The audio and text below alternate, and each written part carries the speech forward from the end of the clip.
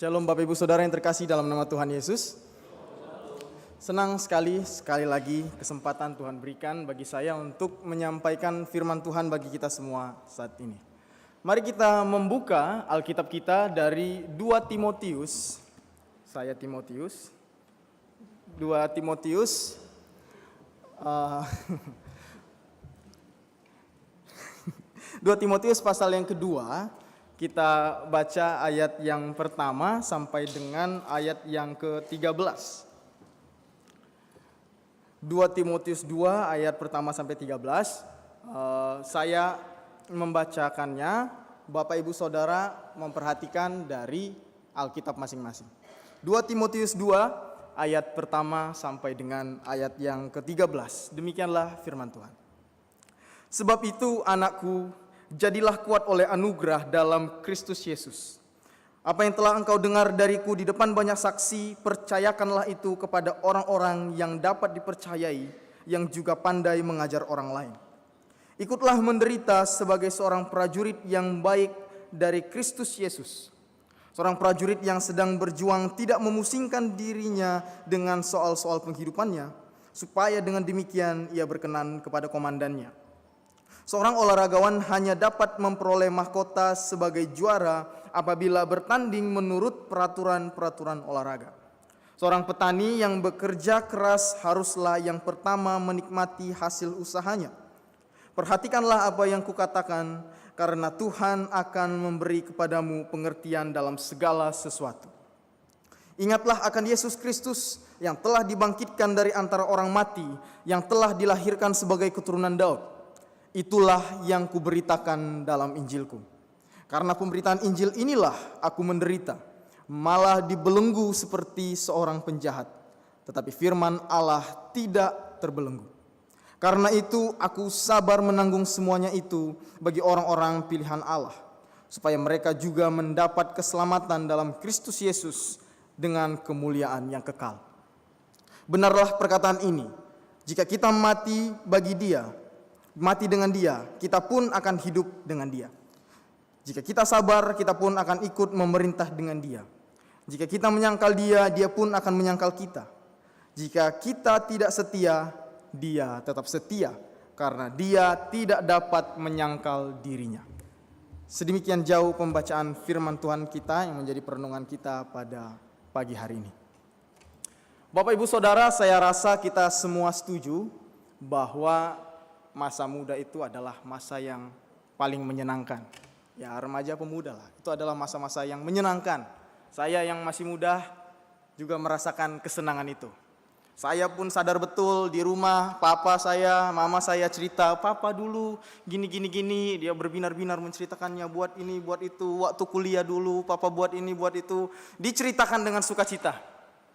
Opung saya juga kalau cerita itu, dan dia semakin senang kalau dia lihat mata saya berbinar-binar dengar cerita dia. Oh, senang ya cucuku ini dengar ceritaku gitu kan. Orang-orang senang dengan masa muda. Sudah lewat pun masanya diceritakan, diingat. Dan aku rasa juga mungkin yang lagi reuni misalnya kan, asik diceritakan apa aja keseruan-keseruan masa lalu. Masa muda, masa yang menyenangkan. Dan sekarang Bapak Ibu sudah ada di titik ini, Papa saya juga bahkan sudah punya anak seperti saya, sudah sampai di titik di mana sudah dewasa, sudah melakukan banyak hal, sudah melayani Tuhan dengan luar biasa.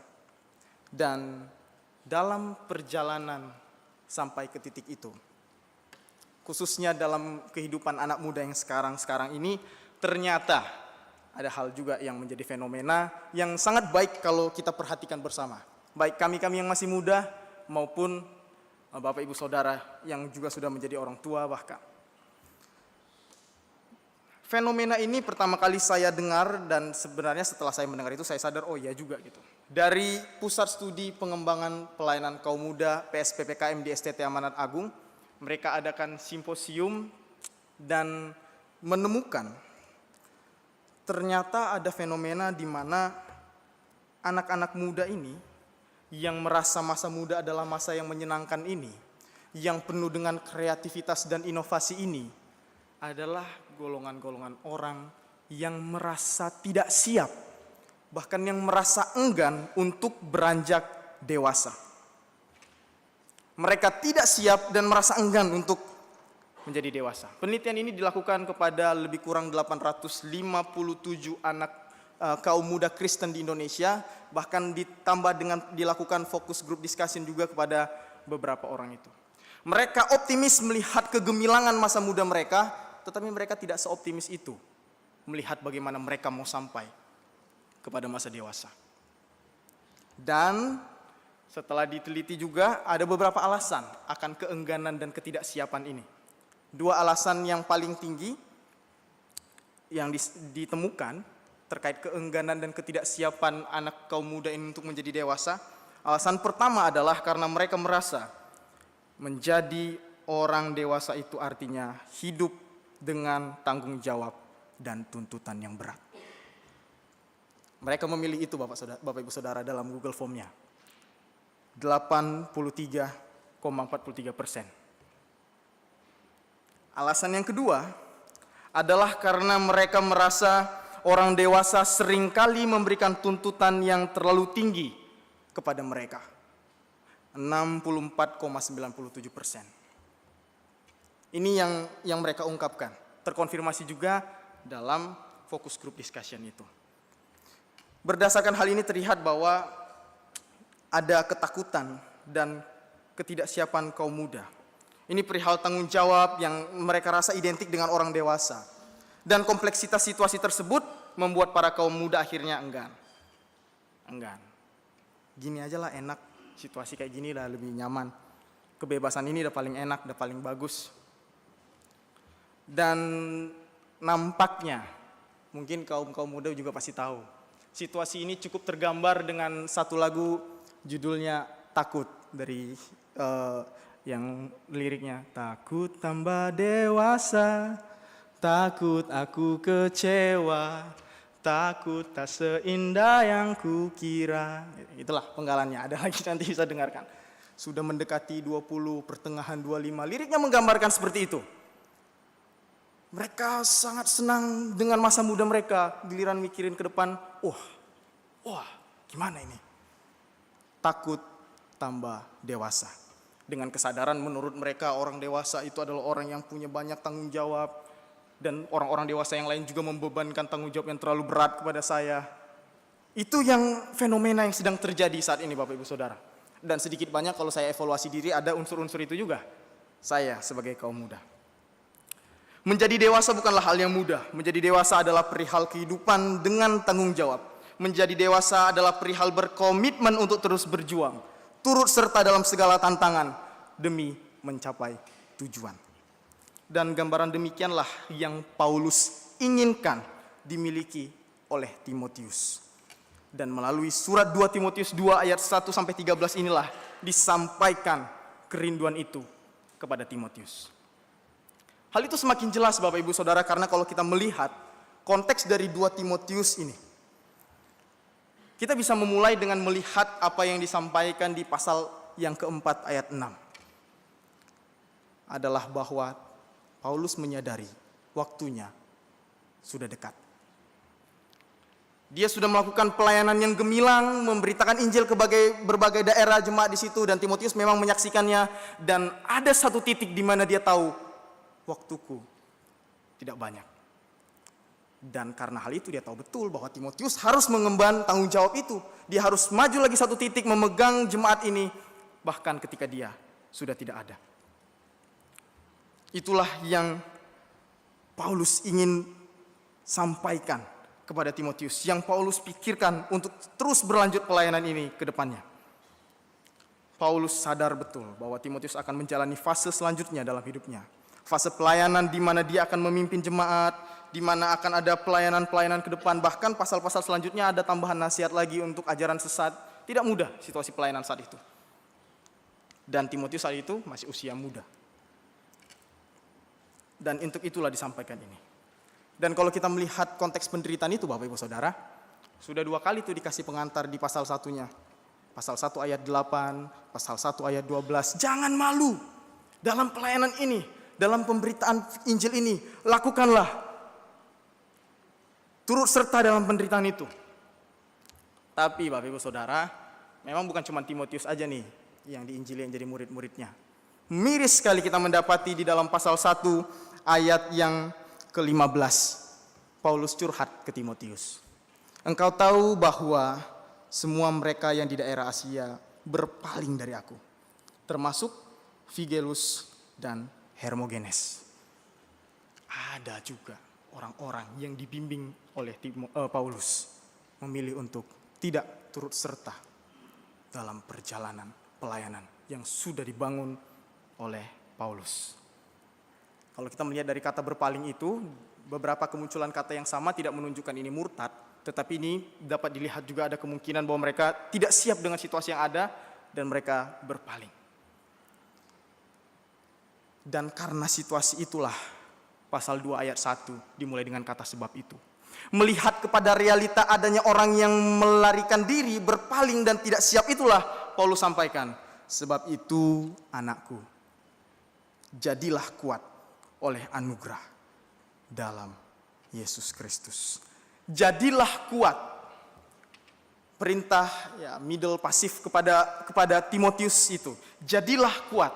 Kalau kita melihat perintah jadilah kuat, maka kita tahu bahwa ini adalah perintah untuk menyerahkan diri, untuk dikuatkan, untuk mendapatkan kekuatan oleh anugerah di dalam Yesus Kristus. Maka ini adalah perintah untuk berserah.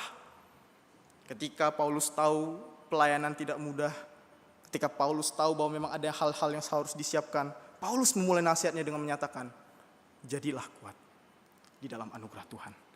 Kekuatan yang sejati diberikan oleh anugerah Tuhan. Dan berserahlah untuk dikuatkan. Bapak Ibu Saudara, merenungkan bagian pertama ini mengingatkan saya kepada momen ketika saya masih kuliah di kampus. Jadi di kampus itu kami ada setiap semester, setiap akhir semester itu selalu diadakan kelas meeting, kayak lomba-lomba antar angkatan gitulah. Dan itu adalah hal yang ditunggu-tunggu oleh kami. Ada lomba futsal, lomba voli, tenis meja. Dan disitulah kami bersinar. Yang laki-laki ini kan.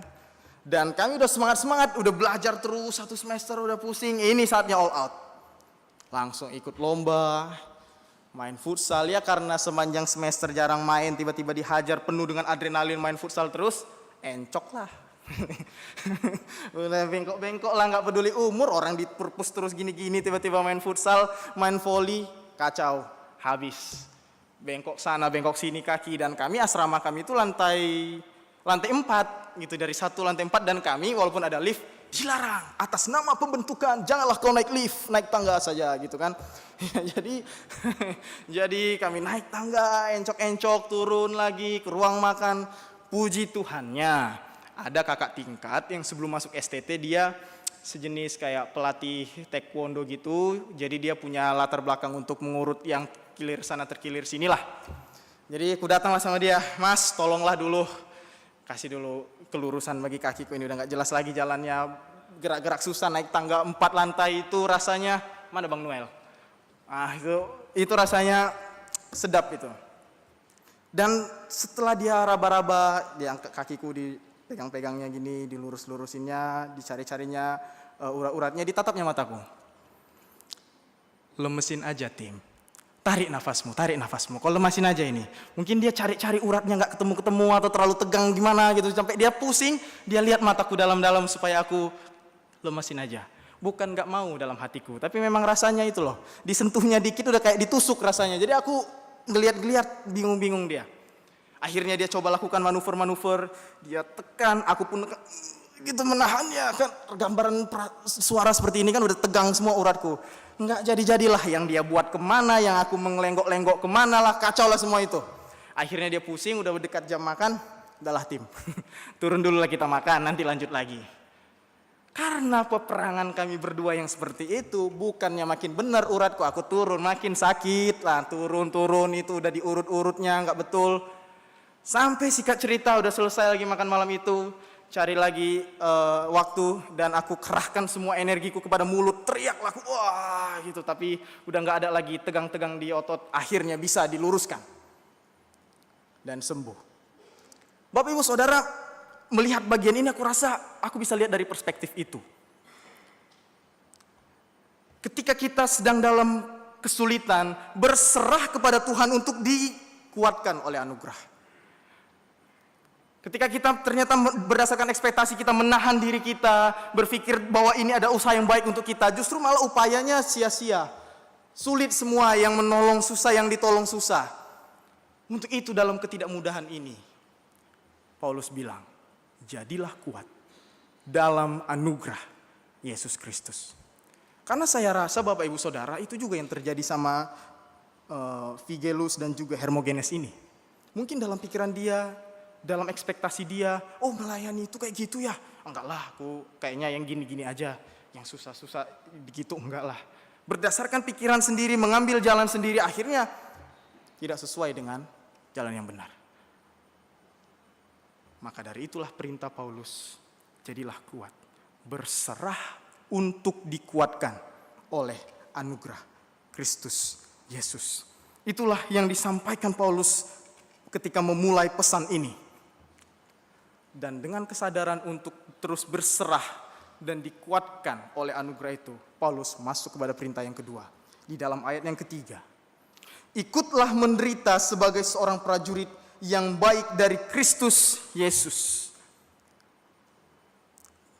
Berserah untuk dikuatkan oleh anugerah Tuhan.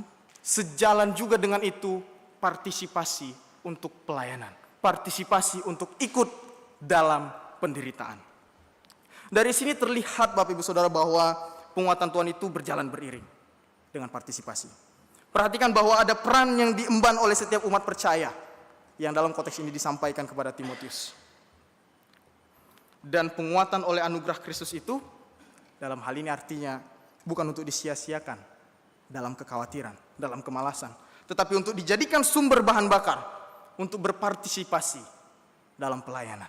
Untuk itulah Paulus menyampaikan, ikutlah menderita. Dan penggambaran di dalam ayat yang keempat sampai keenam, ada seorang prajurit, ada seorang olahragawan, ada juga seorang petani. Ini juga menggambarkan bahwa ada peran yang harus dilakukan untuk mencapai sebuah tujuan itu.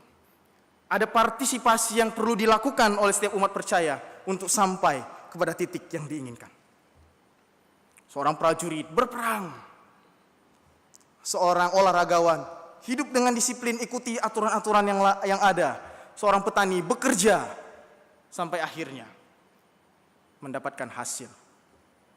Ada hal yang perlu dilakukan, ada tanggung jawab yang perlu dilakukan, ada peran yang harus dijalani oleh umat percaya, oleh Timotius pada saat itu. Dan kalau kita perhatikan Bapak Ibu Saudara, perintah kedua ini adalah ikutlah menderita. Bukan sono menderitalah sana, aku tunggu ya laporannya. Enggak, tapi ikutlah menderita. Artinya Paulus menyampaikan perintah yang terlebih dahulu sedang dan akan terus dijalaninya selama dia bisa. Paulus mengajak Timotius justru untuk berpartisipasi dengan dia menjalani pelayanan bersama. Maka ikutlah menderita. Turut sertalah dalam perjalanan pelayanan ini. Bapak Ibu Saudara, salah satu pola yang diterapkan oleh papa saya adalah melakukan sesuatu yang kalau dia suruh aku nggak lakukan. Jadi agak unik polanya. Kalau mama saya, tim sapu rumah. 5 menit lagi nggak aku kerjakan, sebentar lagi kena kau ya. Sapu rumah. Baru kerasa-kerusuk, sapu-sapu, yang main game segala macam. Tapi kalau papa saya menerapkan pola yang agak unik. Tim, sapu rumah tim. Iya pak. Apa-apa aku kerjakan nanti kan, lupa aku. Tiba-tiba nyelonong di depan, dipakainya sapu itu, disabukannya kulit. Sini pak. Kau ambil. Tim, cuci piring ya tim. Iya pak. Mungkin ya namanya main lah, kita sama-sama tahu lah anak remaja, entah apa-apa kita kerjakan. Tiba-tiba konteng di belakang piring itu, ku lepaskan HP ku lari ke belakang. Papa aku aja yang kerjakan. Itu pola yang papaku terapkan. Karena itu berpola, sampai pada titik papaku ngomong gini, tim tolonglah. Langsung aku sigap, karena jarang-jarang dia ngomong gitu. Apa-apa dikerjakannya sendiri atau diperintahkannya, kalau enggak disuruhnya dikerjakan aku kerjakan, kalau enggak dia kerjakan sendiri. Jadi kalau dia minta tolong, kalau dia ngajak aku, ayo temanilah papa, itu langsung link aku, oh ayo. Karena itu bukan hal yang gampangan dia bilang. Bapak Ibu Saudara, dengan track record Paulus dalam pelayanan yang luar biasa, ditangkap di sini, ditangkap di sana, diancam sini, diancam sana, kapal karam dan segala macam. Aku rasa kalau dia ngajak ikut menderita itu, baru ngomong pun dia tergambar di otak kita itu CV-nya dia. Udah terlalu banyak dikerjakannya, bukan main-main itu. Bukan bercanda-bercanda kalau dia ngajak ikut menderita. Itulah yang Paulus inginkan di masa akhir hidupnya, di mana dia tahu ini bukan hal yang gampang, tidak banyak orang yang bisa, bahkan ada orang yang memilih menyerah. Dan Paulus menyampaikan perintah ini, ikutlah menderita. Dan ikutlah menderita bukan sembarang menderita, sebagai prajurit dari Yesus Kristus. Enggak semata-mata keren-kerenan dunia, tapi untuk Tuhan. Jadi Paulusnya aja pada dirinya sendiri udah keren kalau mau ngajak menderita, apalagi referensinya adalah Tuhan yang jauh lebih keren lagi. Apa enggak gaspol kan gitu. Itu yang disampaikan oleh Paulus dalam perjalanan penderitaannya. Dan Bapak Ibu Saudara, perjalanan itu tidak mudah. Paulus sudah berulang kali bilang di dalam suratnya bagaimana tantangan yang dia hadapi. Dan ini bukan hal yang mudah. Paulus bilang kepada Timotius untuk mau dikuatkan, jadilah kuat dalam anugerah. Paulus mengajak Timotius untuk berpartisipasi dalam penderitaan. Dan dalam kesadaran bahwa itu tidak mudah, Paulus sampaikan perintah yang ketiga. Ingatlah akan Yesus Kristus. Ayat yang ke-8 sampai dengan ayat yang ke-13. Ingatlah akan Yesus Kristus yang telah dibangkitkan dari antara orang mati, yang telah dilahirkan sebagai keturunan Daud. Itulah yang kuberitakan dalam Injilku. Karena pemberitaan Injil inilah aku menderita, malah dibelenggu seperti seorang penjahat. Tetapi firman Allah tidak terbelenggu. Karena itu aku sabar menanggung semuanya itu bagi orang-orang pilihan Allah, supaya mereka juga mendapat keselamatan dalam Kristus Yesus dengan kemuliaan yang kekal. Paulus tahu itu tidak mudah. Paulus tahu waktunya tidak akan lama lagi. Dan Paulus memberikan dasar yang kokoh kepada Timotius. Itulah yang diberikan kepada Timotius dalam menjalani pelayanannya. Bapak Ibu Saudara, betul Paulus ingin supaya Timotius meneladani dia, betul. Tetapi lebih dalam dari itu, Paulus mengaitkan pengharapan dia kepada Tuhan Yesus. Itulah kalau kita melihat seluruh pemberitaan Paulus di 2 Timotius, bahkan di seluruh surat dari yang Paulus lakukan ini, semuanya tentang Kristus. Pengutamaan yang dilakukan untuk Tuhan. Bapak Ibu Saudara, saya mau sharing sedikit perihal melihat kepada Kristus ini sebagai dasar yang kokoh. Saya ingat lagi kepada momen-momen perjalanan panggilan saya. Jadi Bapak Ibu Saudara, saya mungkin sudah banyak yang tahu adalah anak seorang hamba Tuhan juga. Jadi papa mama saya pendeta dan pelayanan juga. Dan saya menjalani kehidupan sebagai anak pendeta. Dan dalam konteks tempat tinggal saya saat itu, anak pendeta itu punya banyak diekspektasikan banyak hal oleh jemaat. Harusnya anak pendeta itu gini dong, jadi teladan bagi teman-temannya, hidup yang benar, sering baca Alkitab, tiru papanya, pelayanan, bagus. Bapak Ibu Saudara, stereotip seperti itu, ekspektasi seperti itu bagi saya ketika masa kecil dan remaja saya, itu berat. Itu enggak mudah. Itu ditanggungkan kepada saya tanggung jawab peran sosial seperti itu tidak mudah saya jalani dalam kehidupan saya. Dan itu secara tidak langsung mendoktrin saya bahwa saya harus demikian baik. Ini dia anak hamba Tuhan tuh gini, aku harus sampai kepada titik ini, ayo lakukan segala sesuatu, terlihat keren, terlihat bagus, dan semuanya. Masa kecilku dimulai dengan dinamika seperti itu. Dan itu tidak mudah, itu bagi saya sulit. Sampai akhirnya, lebih kurang kelas 2 SMP. Bapak Ibu Saudara, dalam usia-usia seperti itu saya belum terlalu ngerti doktrin ya, belum terlalu ramah sama doktrin-doktrin, tetapi saya punya pemahaman itu. Hidup seperti itu sebagai seorang Kristen, sebagai anak pendeta. Saya masuk dalam retreat ya Bible Camp begitu dengan tema manusia baru.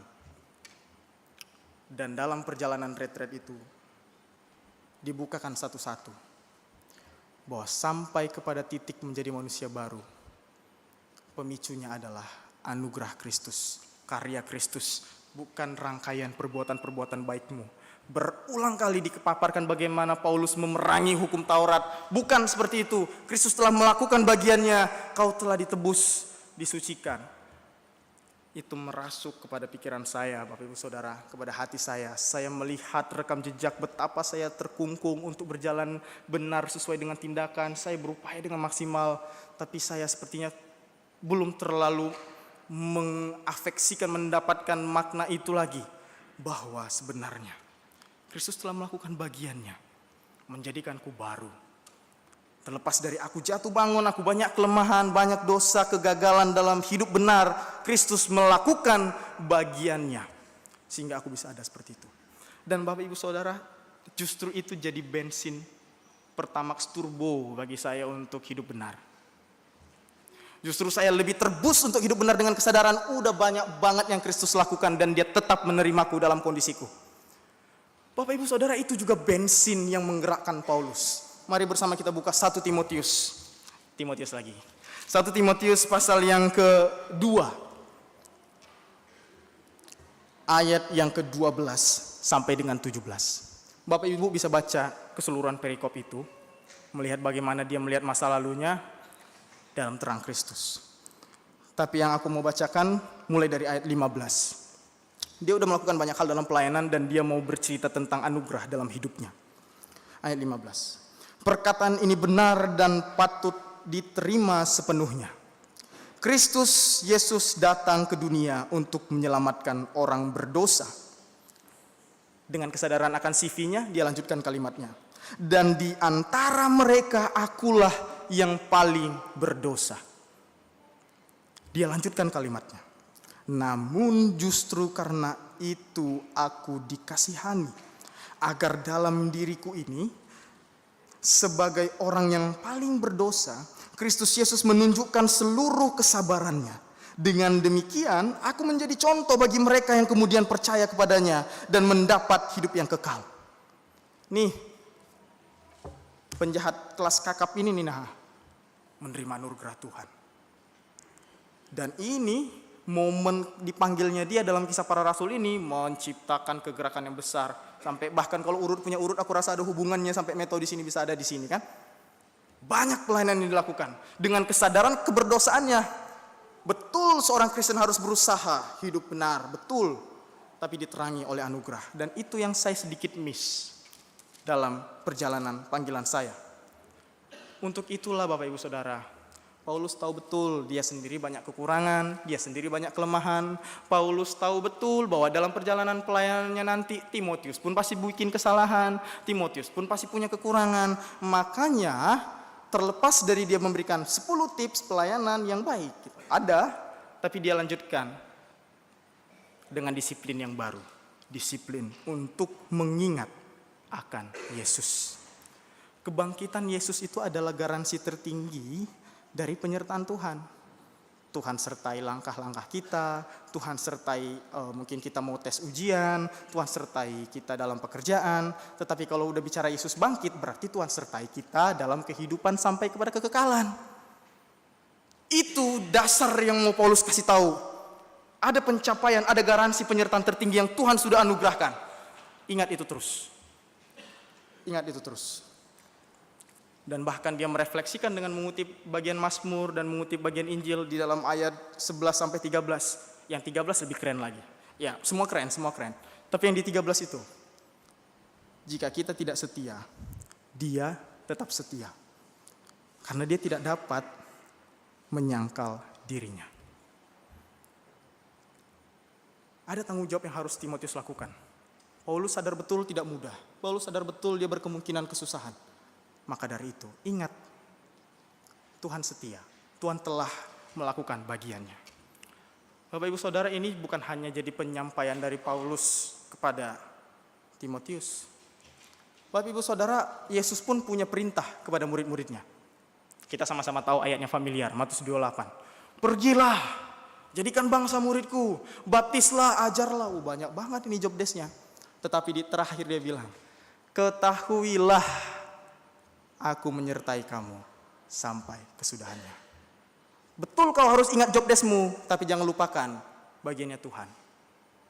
Bapak Ibu Saudara, dari sini aku berefleksi bahwa perjalanan hidup kita itu tidak hanya berbicara apa yang akan kita lakukan atau apa yang sudah kita lakukan. Tetapi perjalanan hidup kita juga berbicara apa yang Tuhan sudah lakukan dan apa yang Tuhan sedang lakukan dan apa yang Tuhan akan lakukan. Karena aku rasa betul juga, kayaknya ketakutan-ketakutan kita muncul dan mulai menguasai kita ketika kita mulai menghitung-hitung langkah kita. Oh, kalau aku ke kiri bagus gak ya? Kalau aku ke kanan bagus gak ya? Akhirnya kita spotlight terus kepada bagian kita. Sampai kita lupa, hidup kita juga berbicara karya Tuhan.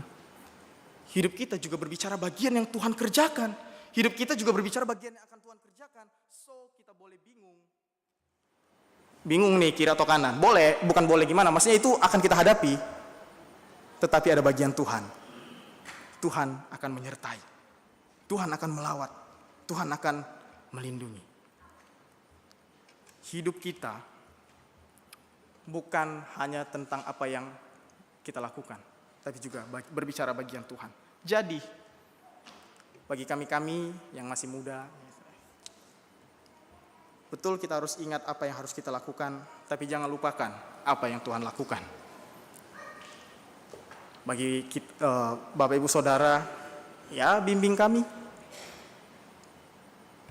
Ajak kami juga bersama-sama untuk melihat, betul nak, kau harus belajar bagus-bagus. Betul nak, ikutin les ini, les itu. Tapi nak, jangan lupakan Tuhan. Gak apa-apa, dari 10 jam, 9 jam belajar, 1 jam lah doa. Ingat bahwa keberhasilanmu juga berbicara tentang apa yang mau Tuhan kerjakan. Berserah terus, gagal, kita bangkit sama-sama. Anak muda lebih melihat dengan cerah tanggung jawab masa depannya. Orang tua mendelegasikan dengan baik. Dan semuanya seperti Paulus dan Timotius, referensinya satu. Tuhan Yesus, karya Yesus. Jadi dari sini kita lihat benang merahnya Bapak Ibu Saudara. Baik Paulus maupun Timotius, baik murid-muridnya, semuanya berbicara hanya untuk Tuhan. Semuanya dikuatkan hanya dari Tuhan. Semuanya memiliki dasar hanya Tuhan itu sendiri. Dasarnya, sehingga mereka berjalan menghadapi masa depan mereka dengan keyakinan akan penyertaan Tuhan. Amin. Mari kita bersatu di dalam doa. Bapa di sorga, kami sadar betul tidak mudah menjalani hidup ini. Tapi di saat yang bersamaan kami mau mengikuti disiplin yang Paulus ajarkan kepada Timotius, yaitu disiplin rohani untuk mengingat akan apa yang Tuhan kerjakan. Dan untuk tetap beriman pada apa yang Yesus akan kerjakan. Tolong kami menjalani kehidupan kami. Di depan mata kami bisa melihat dengan jelas tantangan hidup. Tetapi kami mau berserah kepada Tuhan. Kami sadar betul tidak mudah, ada kalanya kami akan jatuh. Tetapi Tuhan, betapa senangnya kami mendapati fakta bahwa Engkau setia bagi kami. Tuntun hidup kami terus Tuhan. Mampukan kami anak-anak muda, mampukan kami para orang tua berjalan sesuai dengan kehendak Tuhan. Terima kasih Tuhan. Di dalam nama Tuhan Yesus Kristus, kami bersyukur dan berdoa. Amin.